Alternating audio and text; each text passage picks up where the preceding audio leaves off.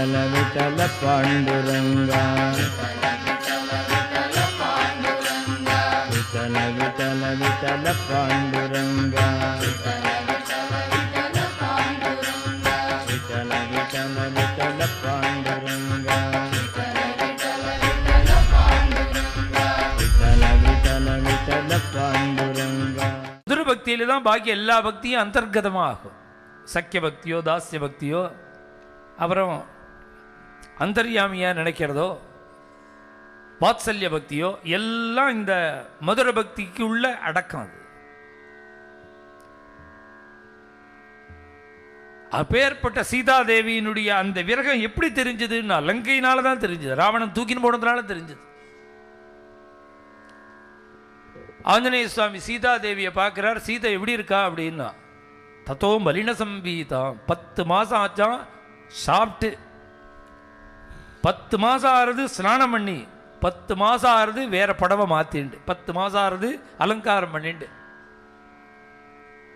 சுற்றி இருக்கிறதோ என்னன்னா எல்லாம் பயங்கரமான ராட்சசிகள், பயங்கரமாக மிரட்டுறா. யாரையும் நைஷா நைஷா யாரையும் அவ பார்க்கல.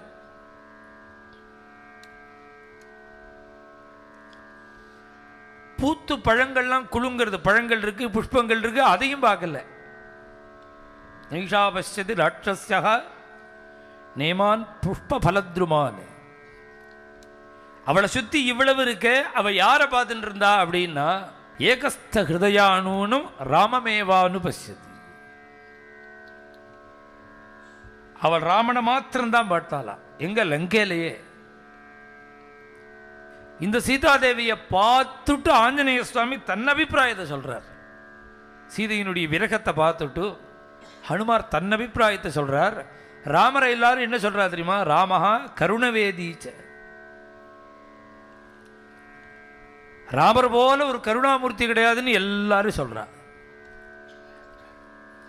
அதை விட ஆச்சரியம் என்னன்னா பாக்கி எல்லா தெய்வங்களுக்கும் கருணைன்னு ஒரு வஸ்து இருக்கும்.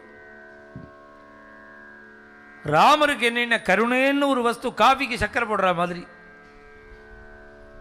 பட்சணங்கள் எல்லாம் எந்த பட்சணம் பண்ணினாலும் ஜீனி சேர்க்கிறமோனோ அதுபோல பாக்கி தெய்வங்களுக்கெல்லாம் கருணை உண்டு. ராமனுக்கு என்ன அப்படின்னா அது பாக்கி தெய்வங்கள் மாதிரி கருணையை வச்சு வந்ததில்லை, கருணையே ராமராவ். எந்த பட்சணம் பண்ணினாலும் அதில் ஜீனி சேப்பா. ஏதோ ஒரு மாவோட தேங்காயோட பாலோட ஜீனி சேப்பா.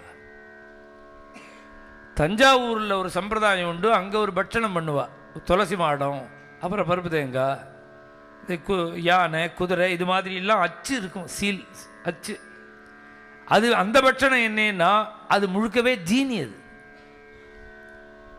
பாக்கி பட்சணங்கள் எல்லாம் ஜீனி சேர்க்கிறா. தஞ்சாவூரில் கலர் கலராக பண்ணுற அந்த பட்சணம் இருக்கு, அது ஜீனி சேர்க்கல, ஜீனியாலேயே பண்ணினது. பாக்கி தெய்வங்களுக்கெல்லாம் கருணை உண்டு. ராமருக்கு என்னன்னா கருணை தான் உண்டு, கருணையாலேயே பண்ணின திருமேனி. இப்படி லோகம் முழுக்க கருணாமூர்த்தி கருணாமூர்த்திங்கும் பொழுது ஆஞ்சநேய சுவாமி என்ன நினைச்சார்னா எல்லாரும் தெரியாதனமா கருணாமூர்த்தி கருணாமூர்த்திங்கிறாளே, இந்த ராமன் கல்லஞ்சுக்காரன் நினைச்சாராம். கருணாமூர்த்தி இல்ல, கல்லஞ்சுக்காரன்.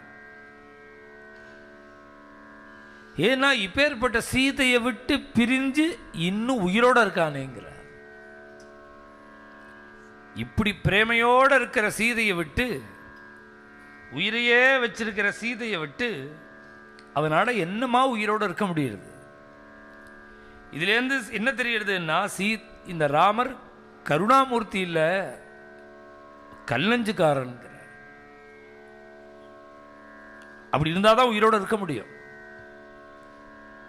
சீதையினுடைய விரகத்தை சுந்தரகாண்டத்தில் சொல்ற. ராம விரகம் இதே பாக்கி விரகங்கள் எல்லாமே எல்லாரும் ஃபாலோ பண்ண முடியும். சீதாபாவத்தில் உள்ள ராம விரகம் இருக்கே அது சீதை மாத்திரம்தான் பண்ண முடியும். ஏன்னா ராமர்கிட்ட யாருமே நாயிகா பக்தி பண்ண முடியாது. அதனாலதான் இது மாதிரி ஒரு பிரேமை, இது மாதிரி ஒரு பாவம் வரும்பொழுது தெய்வத்தையே மாற்றி வர்றா. அங்க ராமர் வரமாட்டார். இப்படி ஒரு விரகம் வரும்பொழுது, பிரேம வரும்பொழுது அங்க யார் வந்து நிற்பா அப்படின்னா கிருஷ்ணன் தான் நிற்பார். ஸ்திரீபிஸ்து மன்யே விபுலேக்ஷணாபிகின்னு சீதையே சொல்லிவிட்டா. என்ன இப்படி நான் அகாலத்தில் ஜீவனை விடுறேன், நீர் வந்து நிறைய ஸ்திரீகளோட கூட சந்தோஷமா இருக்க போறீர்னு சொன்னது யாருன்னா நம்மளெல்லாம் சேர்த்துதான். கிருஷ்ணாவதாரத்தில் புருஷனா இருந்தா கூட ஸ்திரீ தத்துவம் தான் எல்லாரும். அன்னைக்கே சொன்ன மீராபாய் சொன்னார்.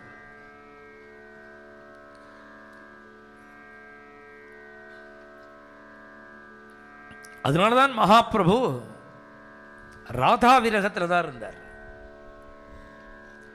மகாபிரபுனுடைய விரகம் என்னன்னா அவருடைய பால்யத்திலெல்லாம் அவருக்கு பகவத் பாவம் ஜாஸ்தி.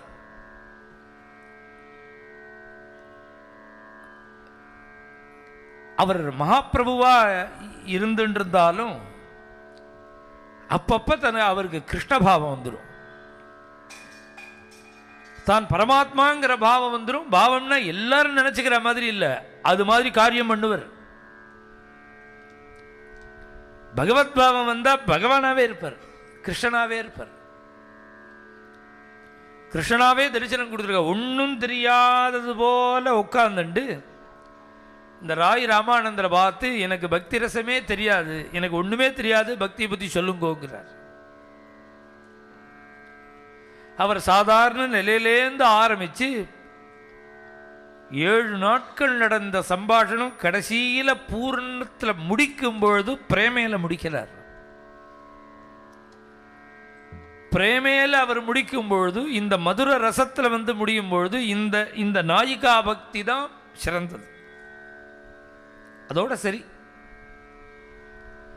அப்படின்னு இவர் முடிச்சுட்டு அப்படி மகாபிரபுவை பார்க்கிறார். மகாபிரபுவை காணும், கிருஷ்ணனா நின்றுருக்கார். மகாபிரபு சாட்சாத் கிருஷ்ணனா நிற்கிறார். கிருஷ்ணனா மகாபிரபு நிற்கிறாரேன்னு இவர் தன்னை பார்த்துக்கிறார். அவரை காணும், இவர் ராதையா ஆயிட்டாராம். ஸ்வரூபமே மாறி போச்சு. இது மாதிரி மகாபிரபு இந்த பாவத்தில் எல்லாருமே நாம் பகவான் எல்லாரும் இருக்கலாம். அது மாதிரி ஒரு காரியம் பண்ணணுமோ, பகவான் மாதிரின்னா அந்த இச்சா மாத்திரம்னு எடுத்துக்கணுமே, கிருஷ்ணனா ஆகணுமே, ஆகிற சக்தி இருக்கணுமோ. சும்மா நினைச்சுட்டு என்ன பிரயோஜனம்? பகவான் மகாபிரபு பக்த பாவத்திலேயே இருந்தாலும் அந்த க்ஷணத்தில் திடீர்னு பகவத் பாவம் வந்தா பகவானா ஆயிடுவர். பாப்பா எல்லாரும் பாப்பா கிருஷ்ணனாவே ஆயிடுவர். அது மாதிரி ஆனதுங்கிறது என்னன்னா அவருடைய 24 வயசு வரையில் தான். அது மிச்சம் 24 வருஷம் அழுகதான் அவருக்கு. ஒரு பாதி கிருஷ்ணபாவம், ஒரு பாதி ராதாபாவம். ஏன் அப்படின்னா வந்தது கிருஷ்ணன் தானே. கிருஷ்ணன் தானே கிருஷ்ண சைதன்யரா வந்திருக்கார். அதை காமிக்கிறதுக்கு தான் பாதி கிருஷ்ணபாவம், பால்யம் முழுக்க கிருஷ்ணபாவம். எதுக்கு கிருஷ்ணன் அவதாரம் பண்ணினான் மகாபிரபுவான்னா, ராதா நம்மளை எப்படி பார்த்து அனுபவிப்பாளோ அது மாதிரி தான் அனுபவிச்சுக்கணுங்கிற ஆசையில தானே மகாபிரபுவா வந்தார் கிருஷ்ணன். அதனால பாதி கிருஷ்ணபாவத்தில் இருந்துவிட்டு ஒரு பாதி அந்த ராதாதேவி தன்னை எப்படி அனுபவிப்பாளோ அந்த அனுபவம் தனக்கு வேணும்னு ஆசைப்பட்டதுனால பாக்கி பாதி முழுக்க விரகத்தை அனுபவிக்கிறார். முழுக்க முழுக்க முழுக்க கிருஷ்ண விரகத்தை தான் அனுபவிக்கிறார். மேல இந்த 9வது அஷ்டபதியில் சொல்லப்படுது ஹுதாசன கல்பம். அந்த பெருமூச்சு விடுறாளாம் ராதை. அந்த பெருமூச்சு ஹான்னு ஒரு பெருமூச்சு விட்டா அது எப்படின்னா நெருப்பை கொண்டு கொட்டுறதுன்னா 9வது அஷ்டபதியில் சொல்ல போற. ஸ்வசித பவனம் அனுபம பரிணாகம், ஸ்வசித பவனம் அனு அப்படிங்கிறத 9வது அஷ்டபதியில். இது நம்ம அஷ்டபதியாக தானே கேட்குறோம். கிருஷ்ண விரகத்தில் மகாபிரபு உட்கார்ந்துண்டு துரும்பா இழைச்சு போய் ஒரு மரத்தடியில் உட்கார்ந்துண்டு ஹா கிருஷ்ணான்னு ஒரு பெருமூச்சு விட்டார். அவர் எந்த கலைக்கு கீழே உட்கார்ந்துருக்காரோ அந்த கலை கருகி கீழே விழுந்துடுத்தோம் அவருடைய விரகாக்னியினால. மகாபிரபு அவ்வளவு விரகத்தை அவருடைய சரித்திரத்தில் காமிக்கிறார். கிருஷ்ண விரகத்தை காமிக்கிறார், ஆண்டாள் விரகத்தை காமிக்கிறார். அவளுடைய விரகம் என்னன்னா பாக்கி பேர் மாதிரி இல்லை, அவள் பிராமண பொண்ணு, அதனால ரொம்ப கட்டுப்பாடு ஜாஸ்தி. அவள் என்ன சொல்கிறா, எங்கள் ஆத்துக்கு வரணும், அப்புறம் அவர் விதி பிரகாரம் என்னை கல்யாணம் பண்ணிக்கணும், அதெல்லாம் ஆசைப்படுறா. இதே பாக்கி பேராக இருந்தால் அதெல்லாம் ஒன்றும் வேண்டாம், வந்தாபுரம் கிளம்பிடுவேன்பா. அவள் வந்தாபுரம் அவனோட கிளம்பிடுவேன். பாவம் அவள் அப்பா ரொம்ப புத்தி குட்டி வளர்த்துருக்காரு போல இருக்கு. அவர் ஆற்று வரணும், அம்மி மிதிக்கணும், வாசலில் பந்தல்லாம் போடணும், தோரணங்கள்லாம் கட்டணும், அவள் பகவான் வரணும், வந்து என்னை விதி பிரகாரம் பாலிக்கிரகணம் பண்ணிக்கணும். இப்படிலாம் அவள் அந்த சம்ஸ்கார பலத்தினால அப்படிலாம் கேட்குறான். அவ்வளோதான் விஷயம். அதில் அவள் அப்படி கேட்டாலே பாக்கி மீராபாய் அப்படி கேட்கலையேன்னு சொல்லக்கூடாது. அந்த வளர்ப்பு, அது வளர்ப்புனால அவளுக்கு அது மாதிரி என்ன ஓட்டங்கள்.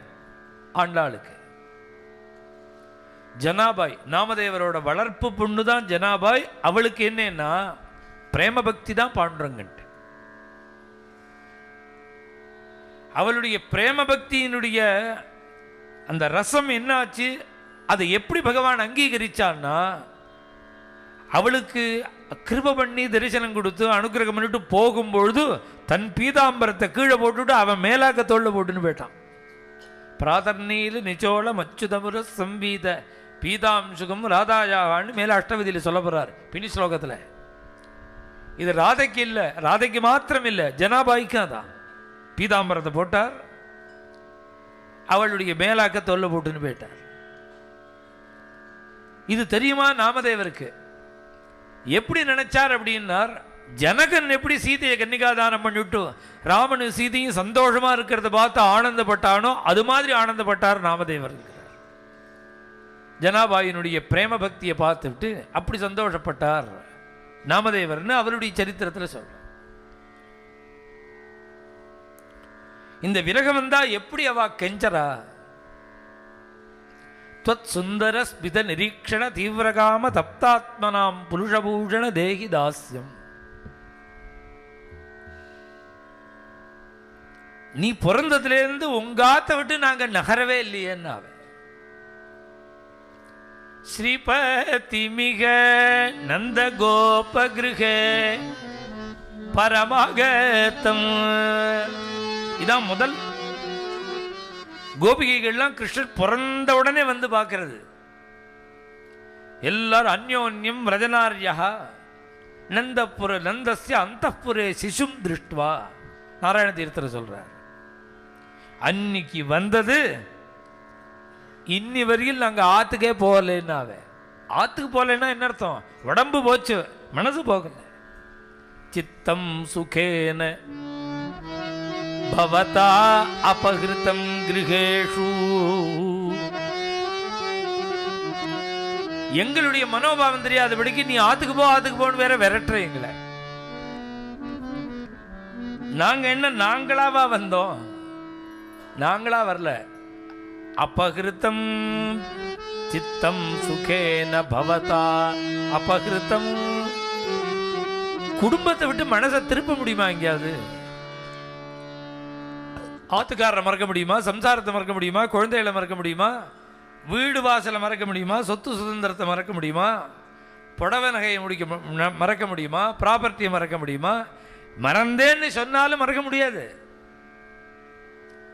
குடும்பத்தை விட்டுவிட்டு கோபதாபத்தில் ஓடி போய் சன்னியாசம் பண்ணிட்டு வாழலாம் எத்தனை பேர் திண்டாடி இருக்கா தெரியுமா? என்னாச்சோன்னு தெரியாம குடும்பத்தை விட முடியுமா என்ன? நாங்களா விட்டோம் குடும்பத்தை? நாங்க விடல. பவதா அபகிருதம். எங்களுக்கு விடுறதுக்கு சக்தி தான் இருக்கா என்ன? குடும்பத்தை விடுறதுக்கு சக்தி இருக்கா என்ன? எல்லா பந்தத்தையும் விடுறதுக்கு எங்களுக்கு சக்தி இல்லை. ஆனா எங்க மனசு இப்ப உங்ககிட்ட இருக்கு. எப்படி இருக்கு தெரியுமோ? பவதா அபகிருதம். இதுல பாக்கி பீஷ்மர் சரபங்கர் முதலிய மகாத்மாக்கள் எல்லாமும் பகவான தியானம் பண்ணினா, கோபிகைகளும் தியானம் பண்ணினா. சரபங்கர் பீஷ்மர் முதலியவர்களுக்கெல்லாம் எப்படி பகவத் தியானம் வந்ததுன்னா ஹடம் பண்ணி வந்தது. பீஷ்மருக்கு உள்பட சரீரத்தை வருத்தி யமம் நியமம் ஆசனம் பிராணாயாமம் பிரத்யாகாரம் தாரணை தியானம் சமாதி இப்படி இல்லாத பலாத்காரம் பண்ணி அதை அங்க பார்க்காத இங்க பார்க்காத கண்ணால பார்க்காத காதால கேட்காத மூக்கால வாசனை முகராத வாக்கால நாக்கால ருச்சியை பார்க்காத ஸ்பரிசத்தை பார்க்காத, கண்ணை முடிக்கோ, யாரையும் பார்க்காத, காட்டுக்கு ஓடி போயிடு, அந்த ஆசனம் பண்ணு, இந்த ஆசனம் பண்ணு, பிராணாயாமம் பண்ணு, அப்போ தான் மனசு அடங்கும், நிமிந்து உட்காரு, சமங்காய் சிரோகிரீவம்னு இப்படி எல்லாம் இருன்னு கஷ்டப்பட்டு உடம்ப அடித்து தண்டனை பண்ணி அதுக்கப்புறம் பகவான் உள்ள பார்க்குறா. அவள்லாம் சாதனையினால் பார்க்குறா. நாங்கள்லாம் பிராணாயாமமாக பண்ணினோம், தியானமாக பண்ணினோம், யமனியமமாக பண்ணினோம், நாங்கள் ஒன்றுமே பண்ணலை. அப்போ எங்களுக்கு மாத்திரம் உன்னுடைய தியானம் எப்படி லபிச்சதுன்னா, நாங்களாவா தியானம் பண்ணுறோம்? பவதா அபகிருத்தம், நீன்னா எங்களை நீ எடுத்துனுட்ட, நீயே எங்கள் சித்தத்தை எடுத்துனுட்ட. அது எப்படின்னா, காயக்லேசம் பண்ணி சிரமப்பட்டு இந்த தியானம் லபிக்கல, சுகேனா பிரயாசியே இல்லாமல், பரிசிரமே இல்லாமல் எங்களுக்கு அப்படி ஒரு தியானம் லபிச்சுடுத்து. உங்ககிட்ட மனசு உங்ககிட்ட வந்துடும். ஆற்றுக்கு போ, நீ மனசை வேணா கொடுத்துருங்கோ, நீங்கள் ஆற்றுக்கு போயிடுங்க. ஆற்றுல எத்தனை காரியம் இருக்கு. இங்கே நிற்காதேங்கிறான் கிருஷ்ணன். உதகராவபி கிருஹ்ய கிருத்யே என் நிர்விசத்யுதகராவபி கிருஹ்ய கிருத்யே.